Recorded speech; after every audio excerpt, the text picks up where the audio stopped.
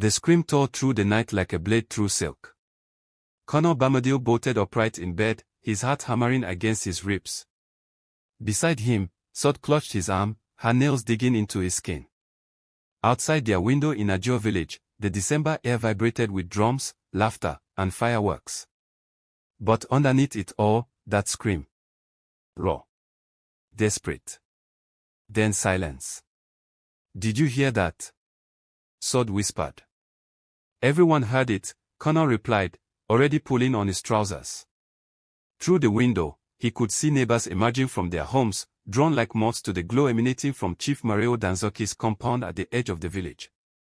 The mansion stood there like a second sun, its walls lined with colored bulbs that turned the December darkness into artificial day. But Kunle didn't move toward it. Something in his gut told him to stay exactly where he was.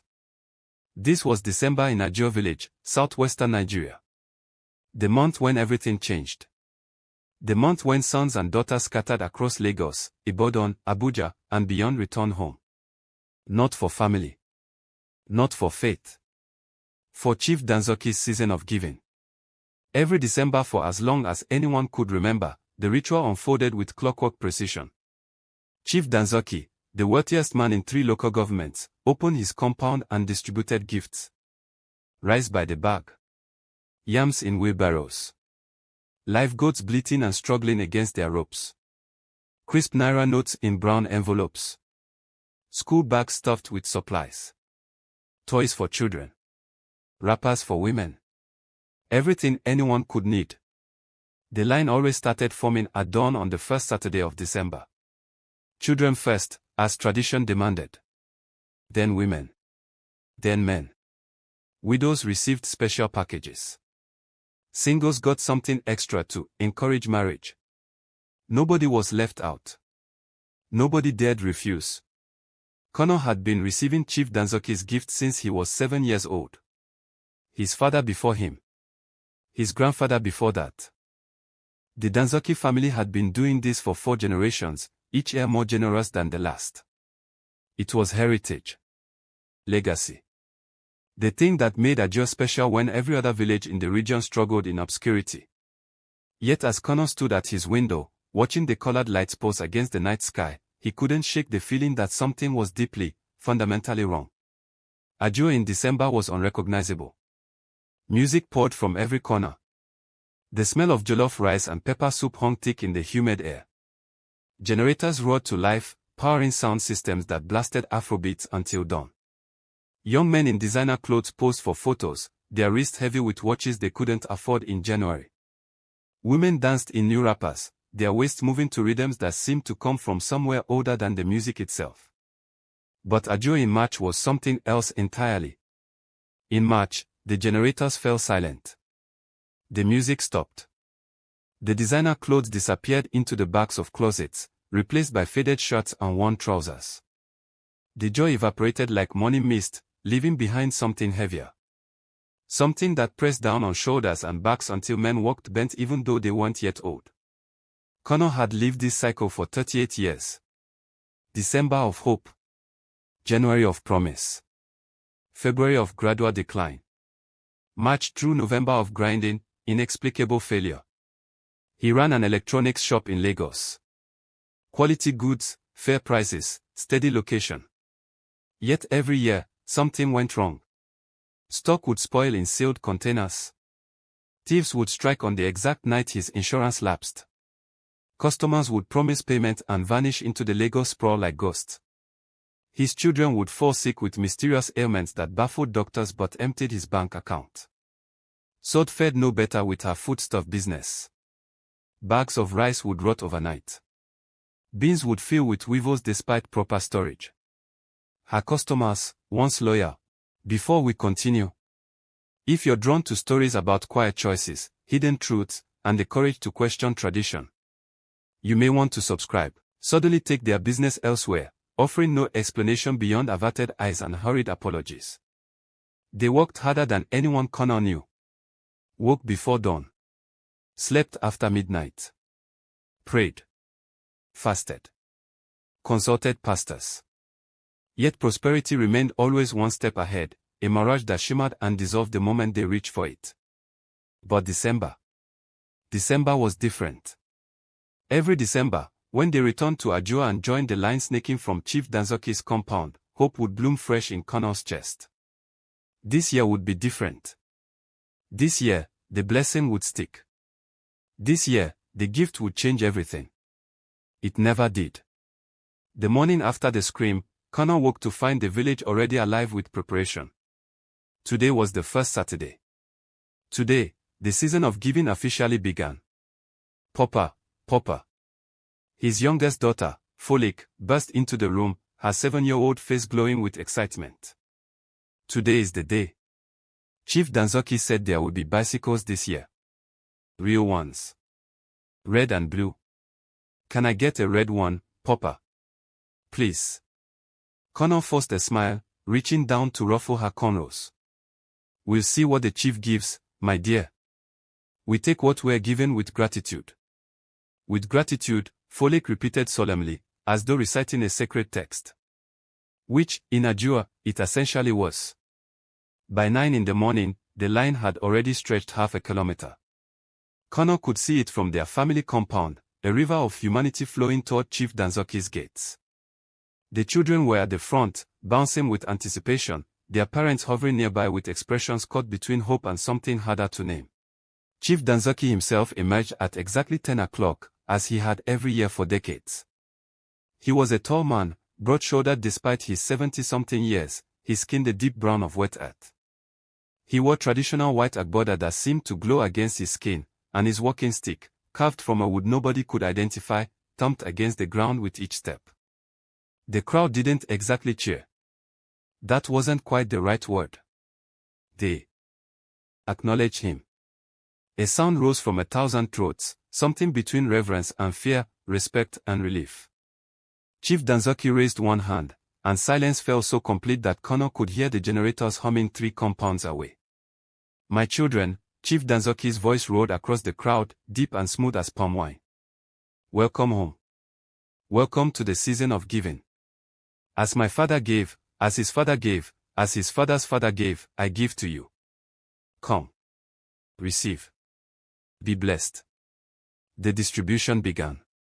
Connor watched from the periphery as children filed through the compound gates and emerged clutching bicycles, dolls, toy cars, bags stuffed with school supplies. Their faces shone with joy so pure it had to look at directly. Behind them, their mothers received wrappers, bags of rice, cash in sealed envelopes. The men collected yams, live chickens, more cash. Everything was orderly. Everything was generous. Everything was exactly as it had always been. And something about it made Connor's skin crawl. Stop thinking so much, Sod appeared at his elbow, balancing a bag of rice on her head and clutching an envelope in her free hand. We received. Again. As always. Be grateful. I am grateful, Connor said automatically. But his eyes struck Chief Danzaki as the old man moved through the crowd, his smile fixed, his hand distributing gifts with mechanical precision. How did one man possess such wealth? 4 generations of giving, never taking, never selling anything, never operating any visible business. Just giving. Always giving. Nobody questioned it. To question Chief Danzaki was to question the very fabric of Ajure itself. That evening, as the celebration reached its fever pitch, Connor found himself drawn to his uncle, Baba Benga, the oldest man in their compound. Baba Benga sat in his usual corner, a small cup of ogagoro balanced on his knee, his roomy eyes watching the dancers with an expression Connor couldn't read. Baba, Connor settled onto a low stool beside him. Tell me about the first Danzaki. The one who started all this. Baba Benga's jaw worked for a long moment before he spoke. Akindele Danzaki. That was his name. This was 80, maybe 90 years ago. Maybe more. Memory fails. But I heard the stories from my own grandfather. What happened? Akindele was nobody. Farmer. Poor. So poor he couldn't afford to marry. Then one December, he disappeared. 3 weeks. Everyone thought leopards took him. Forests were different then.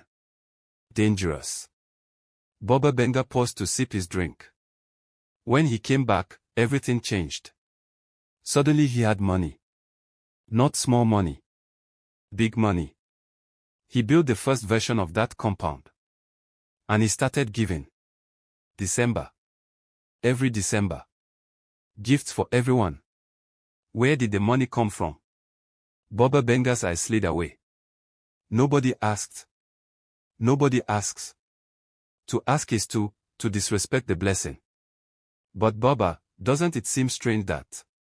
Strange. Baba Benga's voice sharpened. Boy, I'm 76 years old. I've received Chief Danzaki's gift since I was in my mother's arms.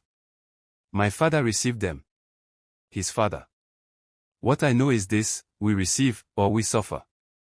Those are the choices. You think about that before you ask too many questions. The warning landed like a stone in Connor's stomach. The weeks of December unfolded as they always did. More gifts. More celebration. More of that strange, heavy joy that didn't quite feel like joy at all. Connor's children played with their new toys. Sod cooked with the rice and yams. The cash sat in an envelope under their mattress, waiting to fund another year of struggle in Lagos. Because that's what always happened. January would start well. They'd return to Lagos with gifts and hope. February would bring the first setbacks. Small ones at first. A customer's bounce check. A spoiled shipment. A sick child. By March, the cascade would be in full effect. By June, they'd be barely surviving. By September, they'd be desperate. And by December, they'd be back in Ajure, lined up at Chief Danzaki's gates, hands outstretched, hoping this year would be different. Except this year, something changed. 3 days before they were scheduled to return to Lagos, Connor's cousin, a police officer in the neighboring town, appeared at their door with 3 other officers. There had been a complaint. A business dispute. A customer in Lagos claimed Connor had sold him faulty equipment and disappeared. It was lies, obviously. The customer had paid with a bad check and Connor had simply refused further business. But police don't care about truth when someone with connections files a complaint. You need to come with us, the officer said, apologetic but firm. Just for questioning. Sort it out. Should be quick. It wasn't quick. They held Connor for 8 days. 8 days of sales and statements and endless bureaucratic circles. By the time they released him, cleared of all charges, it was January 3rd. Christmas had passed. New Year had passed. And most significantly, the Bamidele family had not returned to Ajure for Chief Danzaki's final gift distribution on New Year's Eve. For the first time in Connor's entire life, he had not received Chief Danzaki's December blessing. Sod was in tears when he finally made it home to their small flat in Lagos. Everything is ruined. The whole season, ruined. We didn't receive. We didn't go. What will happen now? Connor held her, exhausted, confused, but strangely, calm. What will happen is we survive. Like we always do. But without the blessing. We'll see, Connor said quietly. Through the window, Lagos sprawled in every direction, indifferent and vast. Somewhere far to the southwest, Ajure Village was settling back into its post-December slumber. Chief Danzaki's compound would be dark. The gift distributed. The ritual complete. Except for one family. One family that had broken the chain. Connor didn't know what that meant yet. But he was about to find out. January in Lagos usually meant starting over with nothing. But this January felt different from the moment Connor reopened his shop. The first customer arrived before he'd even finished arranging his display. An older woman, well-dressed, looking for a television for her daughter's wedding. She paid cash. Full price. No negotiation, no drama, no bounce check. Just clean, simple business. Thank you, Ma, Connor said, still half expecting her to return in an hour claiming the TV was broken. She didn't. The second customer came that afternoon. Then a third. Then a fourth. By the end of the week, Connor had sold more inventory than he typically sold in a month. No spoilage. No theft. No mysterious failures. Just steady, honest business. Sod noticed it too. Her suppliers delivered on time. Her customers paid promptly. The beans stayed fresh. The rice moved quickly. Even the children seemed different. Healthier. Turned, their eldest, who usually caught every flu that passed through Lagos, went the entire month without so much as a sniffle. By February, Connor couldn't deny it anymore. Something had shifted. "We didn't receive the gift," he said one night, lying in bed beside Sod. The words hung in the darkness between them. "I know. And we're doing better than we ever have." Sod was quiet for a long time. Then, "Don't say that." "Why not?" "It's true. Because it's disrespectful. Chief Danzaki has blessed our family for generations. To suggest that his gifts are somehow what?" Connor sat up, clicking on the small bedside lamp. In its weak light, Sod's face looked troubled, torn between what she'd been taught and what she was living. "Sod, think about it. Really think. Every year we receive his gifts. Every year we struggle the other 11 months. This year, we didn't receive anything. And this year—" "Stop," Sod said sharply. "Just stop. You're talking about things you don't understand. Then help me understand." But Sod turned away, pulling the thin sheet up to her chin. "Go to sleep, Connor. We'll discuss this when you're thinking clearly." March arrived. Then April. Then May. The business continued to grow. Not explosively. Not dramatically. Just steadily, naturally, the way businesses should grow when people work hard and make smart decisions. Connor started saving money. Real money. By June, they'd saved enough to move to a better flat. Cleaner. Safer. Reliable electricity. Running water. The children enrolled in better schools. Sod expanded her inventory. Connor hired an apprentice. Life was normal. Blessedly, wonderfully normal. And normal, Connor was discovering, was something their family had never experienced before. In July, his younger brother Femi called from Ajure. "Connor, people are talking. They are saying you didn't collect Chief Danzaki's gift. They are saying you insulted him. You need to come back. Make amends. It's not too late." "Amends for what?" "I was detained. It wasn't intentional. Intention doesn't matter. You broke the cycle. The family elders are concerned. They say bad things happen to people who refuse the chief's generosity." "What bad things?" Femi's silence spoke volumes. "Finally, just come back. Fix this before December. Please." But Connor didn't go back. Instead, he paid attention. He started asking questions. Carefully. Quietly. He spoke to other businessmen from Ajure scattered across Lagos. None of them were truly successful. They survived. They managed. But real breakthrough always slipped away.